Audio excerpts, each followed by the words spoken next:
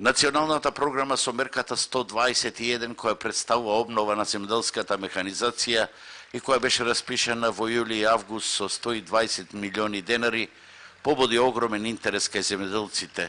Во овој период, советниците на Агенцијата за поттикнување развојот на земјоделството на фармерите им подготвија 1700 технички проекти, од кои 420 беа одобрени. Меѓутоа, поради големиот интерес, за оваа намена владата одобри дополнителни 160 милиони денари. Сега вкупниот фонд со пренамена на буџетот изнесува 280 милиони денари. Со тие 160 милиона денара ќе бидат одобрени над 500 дополнителни апликации, што значи 500 земјоделски стопанства ќе бидат одобрени со решение за набавка на земјоделска механизација.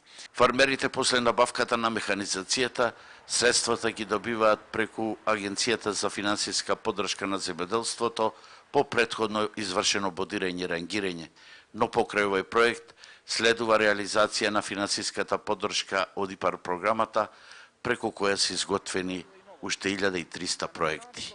Повратокот на инвестиција изнесува меѓу 50 и 75%, односно руралните подрачја кои што се сметаат за неразвиени имаат повраток на инвестиција од 75%, додека сите оние кои што се од развиени рурални подрачја имаат 50 поени, но оние кои што се млади земјоделци имаат 55% повраток. Заедно со овие два повика за финансиска поддршка преку ИПАР и националната програма, само во последните 3 години над 4000 земјоделци ја обновија основната и приклучната механизација.